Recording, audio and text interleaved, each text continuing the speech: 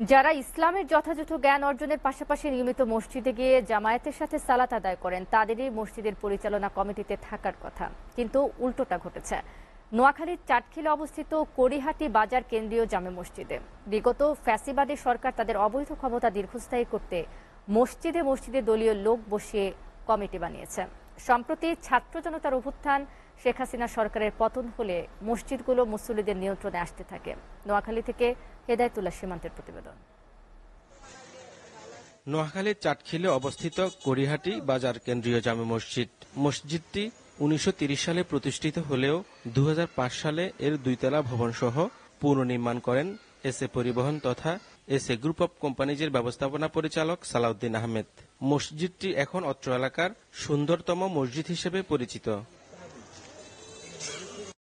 মসজিদটি দীর্ঘ 16 বছর আওয়ামী ফ্যাসিবাদীরা নিয়ন্ত্রণে রাখেন।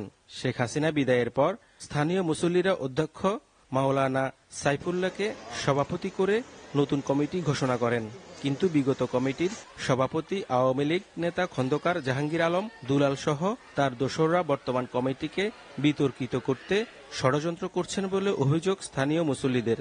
তারা বলছেন, শেখ হাসিনা পালালেও তার দোসররা এখনো সক্রিয়।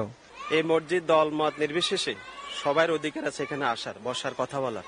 ওনারা মসজিদের ধারে কাছে আসতে না, নামাজ পড়তে দূরের কথা এমনি কোনো কার্যকলাপ আসতেন না।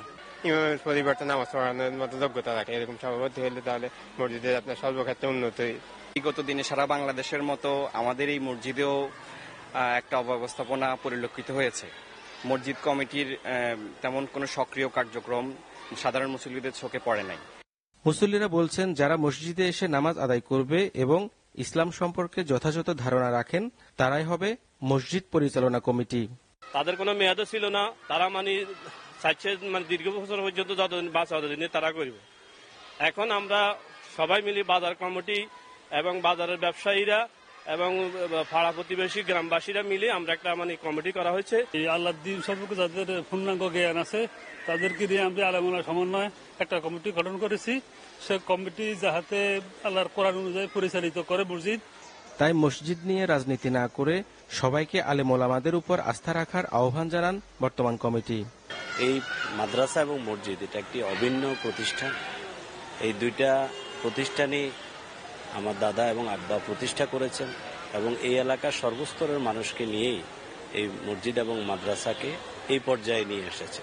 এলাকার জনগণ বা মসজিদের মুসল্লিরা এই কমিটি পুনর্গঠন করার জন্য প্রস্তাব করলে সবাই একমত হয়।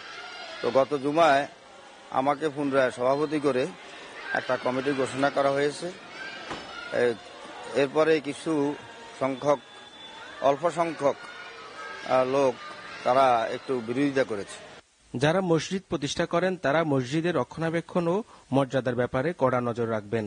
তারা মোতোয়াল্লির দায়িত্ব পালন করবেন, সেটা যেন দুর্নীতিবাজদের আড্ডায় পরিণত না হয়। আল্লাহর ঘর মসজিদ যেন কোরআন ও সহিহ হাদিসের প্রচার কেন্দ্র হিসেবে পরিচালিত হয়, এমনটাই প্রত্যাশা সাধারণ মুসল্লিদের। হেদায়েতুল্লাহ সীমান্ত, এসএ টিভি, চাটখিল, নোয়াখালী।